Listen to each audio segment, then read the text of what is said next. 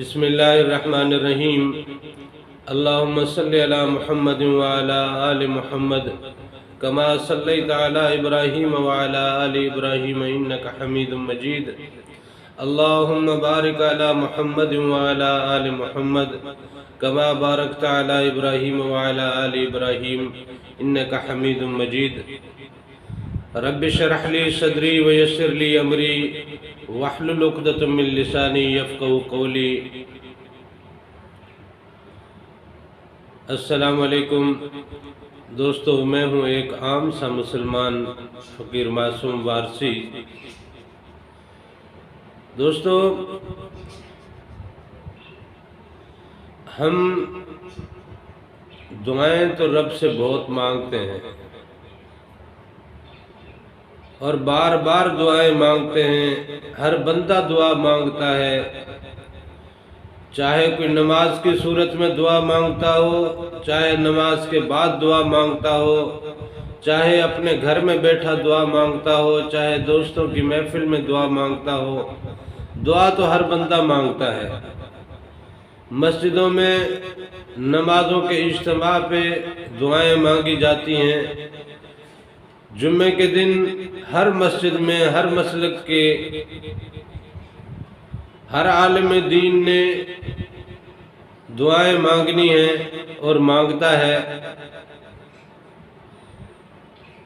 اس کے ساتھ آمین کہنے والے سینکڑوں ہوتے ہیں۔ چھوٹی سی چھوٹی مسجد میں بھی تقریباً 50-100 بندہ جمعے کی نماز میں اکٹھا ہو جاتا ہے، اور ہزاروں لاکھوں مسجدوں میں کروڑوں انسان آمین کہہ رہے ہوتے ہیں، دعائیں مانگی جاتی ہیں، لیکن دعا قبول نہیں ہوتی۔ دعا قبول نہیں ہوتی، دعا کے اثرات نظر نہیں آتے، دعا کے ثمرات نظر نہیں آتے۔ دعائیں جاتی کہاں ہیں ہماری؟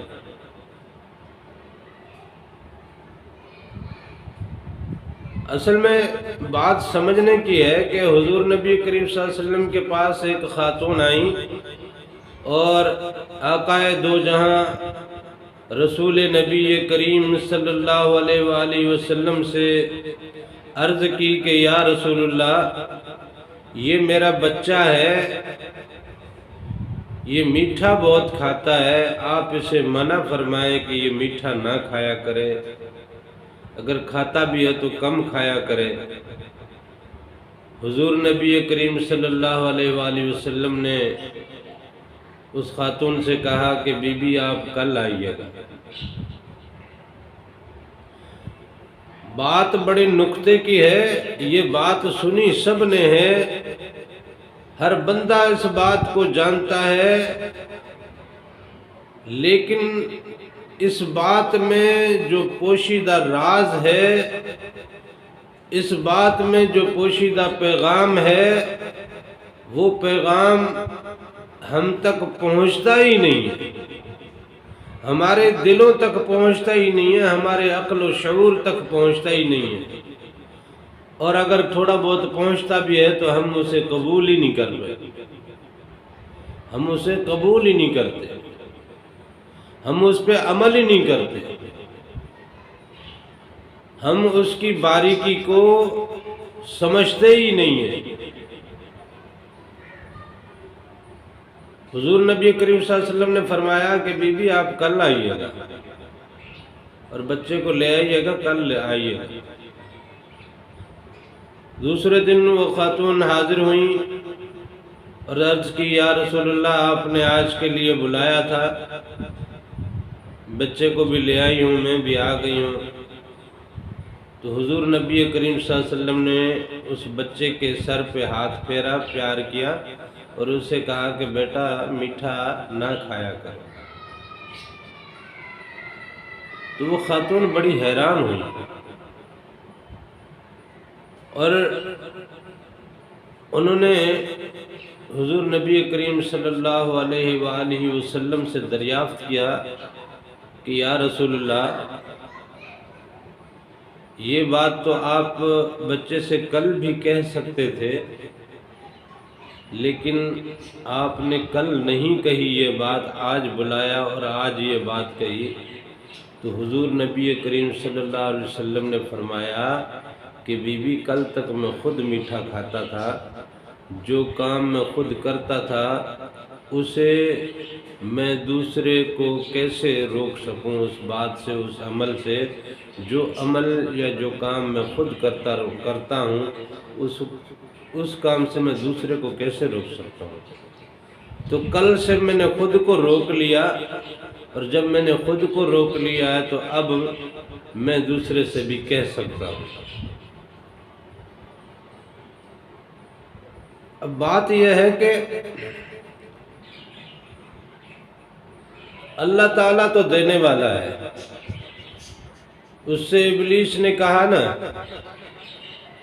کہ اللہ مجھے اجازت دے، مجھے مہلت دے، قیامت تک مجھے مہلت دے اور اجازت دے کہ میں صراط مستقیم پہ چوکڑی مار کے بیٹھوں اور تیرے بندوں کو بھٹکا سکوں۔ یار کتنی عجیب اجازت ہے۔ آپ ہدایت مانگتے ہو، صراط مستقیم مانگتے ہو، شفا مانگتے ہو، کرم مانگتے ہو، رحمتیں مانگتے ہو،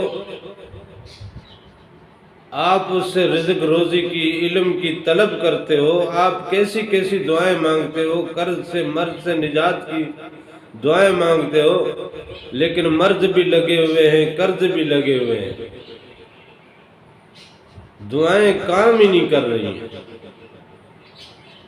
ادھر سے ایک بات صرف اس نے کہی کہ مالک پاک مجھے اجازت دے اور مجھے مہلت دے، اللہ نے مہلت بھی دے دی، اجازت بھی دے دی۔ تو سوچنے کی بات یہ ہے کہ میری بات کو فوقیت نہیں ہے، میری بات اثر نہیں کر پا رہی، اور ابلیس کی بات اثر کر گئی، اس کی بات کو اسی ٹائم جواب مل گیا، اس کی دعا قبول ہوئی، اس کی عرض قبول ہوئی، اس کی درخواست قبول ہوئی، ہماری درخواست ہی قبول نہیں ہوتی۔ وجہ یہ ہے کہ ابلیس آج تک کبھی اللہ کی یاد سے غافل نہیں رہا، ابلیس آج تک اللہ تعالیٰ کی فرما برداری سے غافل نہیں رہا۔ اس سے جب کہا کہ سجدہ کر تو اس نے کہا میری غیرت برداشت نہیں کرتی کہ میں اپنے رب کے علاوہ کسی اور کو سجدہ کروں۔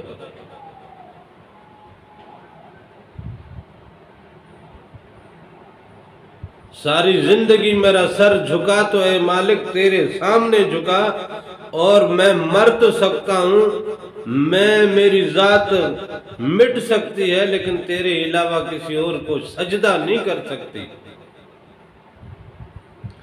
آج ہمارے ہاں بھی بہت سے اللہ والے ایسے ہیں، بزرگ علامہ مولانا مفتیان اعظام، مفتیان کرام، مفتیان دین، وہ بڑے زور سے، بڑے ہی مدلل انداز سے یہ بات سمجھاتے ہیں، بتلاتے ہیں، اور اس بات کی تبلیغ اور تعلیم فرماتے ہیں کہ اللہ کے علاوہ کسی اور کے سامنے سر جھکانا جائز نہیں۔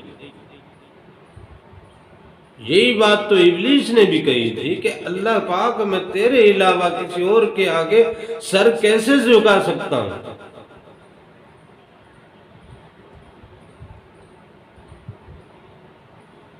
لہذا میں تو کسی اور کے آگے سر نہیں جھکاؤں گا مالک، تیرے علاوہ، بس میری غیرت ہی برداشت نہیں کرتی کہ میں اپنے رب کے علاوہ کسی اور کے آگے میں سجدہ کروں۔ بات تو بڑی واجب کہی اس نے، اور بڑی غیرت والی بات کہی اس نے، بڑی وفا والی بات کہی اس نے اپنی وفا اتنی دکھائی، جب اس نے وفا دکھائی تو اس کی وفا کے بدلے میں اسے عطا بھی ہوا، اس نے جو مانگا اسے ملا۔ اب بات یہ ہے کہ ہم وفا کتنی دکھاتے ہیں، ہم وفا کتنی دکھاتے ہیں۔ اب وفاؤں کا صلہ بھی ملے تو ملے کس بات پہ؟ کوئی وفا کی ہو تو ملے نا۔ سجدہ اس کو کرتے نہیں ہیں، یاد اس کو کرتے نہیں ہیں، اس کے بتائے ہوئے رستے پہ ہم چلتے نہیں ہیں، اس کے حبیب کریم سے ہمارا کوئی عشق نہیں ہے، اس کے حبیب کریم کے بتائے ہوئے رستے کو ہم نے پس پشت ڈال دیا، اس کی شریعت کو پس پشت ڈال دیا، اس کی طریقت کو پس پشت ڈال دیا۔ معرفت اور حقیقت کی تو کہانی ہی نہیں رہی۔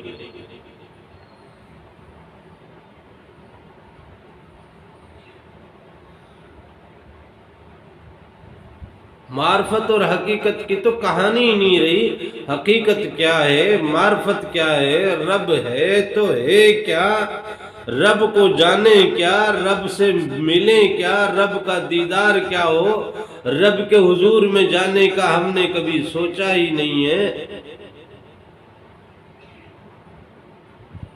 ہم نے تو کوئی ایسا کام ہی نہیں کیا کہ جس سے ہماری صدائیں، ہماری چیخیں، ہمارا چلانا، ہمارا رونا، ہمارا دھاڑے مار مار کے سر پیٹنا، ہزاروں ہاتھ اللہ کے حضور اٹھے ہوئے ہوں، ہزاروں زبانوں سے آمین آمین کے نعرے بلند ہوتے ہوں، لیکن تاثیر ذرا سی بھی نہیں۔ وجہ صرف یہ ہے کہ ہماری ذات میں وہ رنگ نہیں، ہماری ذات میں وہ ڈھنگ نہیں، ہماری ذات میں وہ غیرت نہیں، ہماری ذات میں وہ عشق نہیں، ہماری ذات میں وہ فرما برداری نہیں، ہماری ذات میں اس بات کی حیا ہی نہیں۔ حضور نبی کریم صلی اللہ علیہ وسلم نے فرمایا نا کہ ایک کام میں خود کرتا ہوں، اس کے لیے میں دوسرے کو کیسے منع کروں؟ مجھے حیا آتی ہے کہ ایک کام میں خود تو کرتا ہوں لیکن دوسرے کو روکتا ہوں، اس بات کے روکنے سے مجھے حیا آتی ہے۔ تو ہمارے اندر وہ حیا نہیں ہے، ہمارے اندر وہ وفا نہیں ہے، تو وفاؤں کا صلہ بھی ملے تو کیسے ملے؟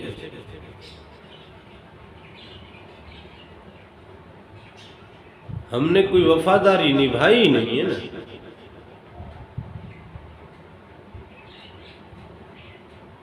علامہ اقبال نے شکوہ جواب شکوہ میں لکھا نا کہ ہم اگر دلدار نہیں تو بھی وفادار نہیں۔ تو دلداری تو وفادار سے کی جاتی ہے نا۔ اللہ تعالیٰ نے فرمایا نا کہ جہنم میں ان مشرکوں کو، منافقوں کو، منکروں کو اور کافروں کو میں جہنم رسید کروں گا۔ وہ تو جہنم رسید کرے گا جب کرے گا، لیکن اس دنیا میں تو اسے نعمتیں عطا کی ہیں نا۔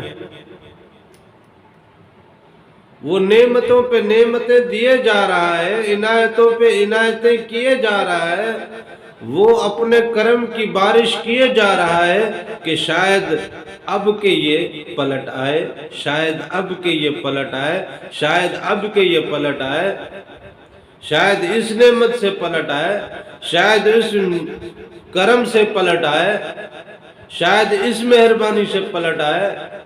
اور ہم پہ بھی اللہ تعالیٰ کرم تو کیے جا رہا ہے نا،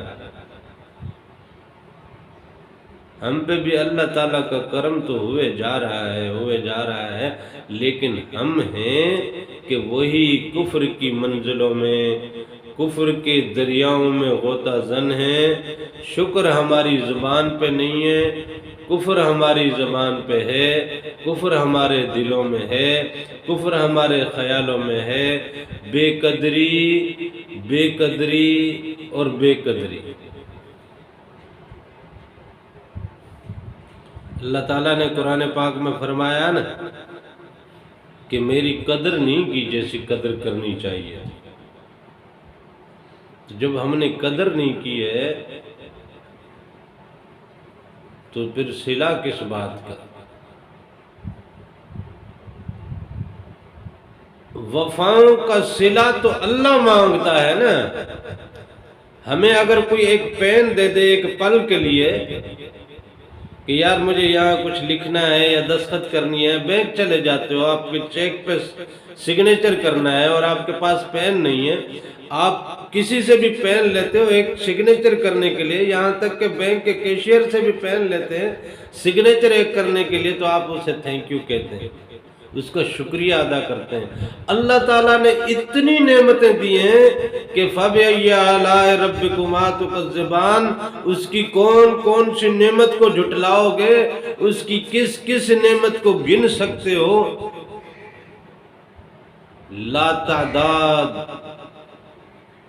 اور لا متناہی نعمتوں کے ہوتے ہوئے ہم اس کا شکر ہی ادا نہیں کرتے۔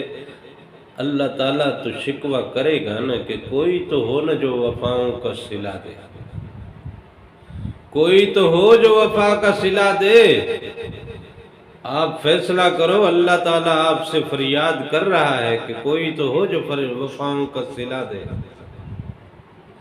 میری محبتوں کا صلہ محبتوں سے دے، میں نے اپنی محبتیں نچھاور کر دیں، تو بھی اپنی محبتوں کا رنگ دکھانا۔ میں نے اپنے کرم کو نچھاور کر دیا، تو بھی تو ذرا عشق کی منزلوں میں آنا۔ میں نے تو تیرے عشق میں کیا کیا نہیں کیا، یہ چرند، یہ پرند، یہ ہوا، یہ سورج، یہ ستارے، یہ سمندر، یہ زمین، یہ حشرات الارض، کیا کیا نہیں ہے، حور، ملائک، جنات، پوری کائنات میں تجھے اشرف المخلوقات بنا کے تجھے جناب پوری دنیا میں سب سے ممتاز بنا دیا، تجھے خلافت دے دی، کیا کیا نہیں کیا تمہارے لیے، اور تو نے کیا کیا ہے، تو نے کیا کیا ہے؟ ذرا وفاؤں کا صلہ تو دے۔ تیرا مصور ہوں، تیرا خالق ہوں، تیرا مالک ہوں، تو میری کاریگری کا اتنا عظیم شاہکار ہے کہ تجھ جیسا لم یخلق مثلھا فی البلاد،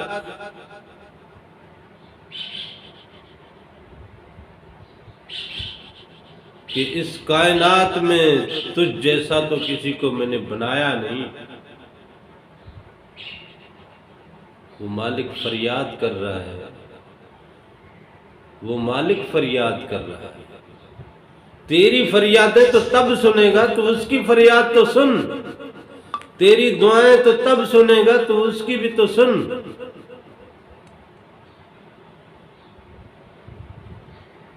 ہے لہذا رب کو ماننا بہت اچھی بات ہے، لیکن رب کی ماننا حقیقت میں اصل بات تو یہ ہے کہ رب کی مانی جائے، رب کو مانا جائے، یہ تو رب کا حق ہے ہی، لیکن فرض تو یہ ہے کہ رب کی مانی جائے۔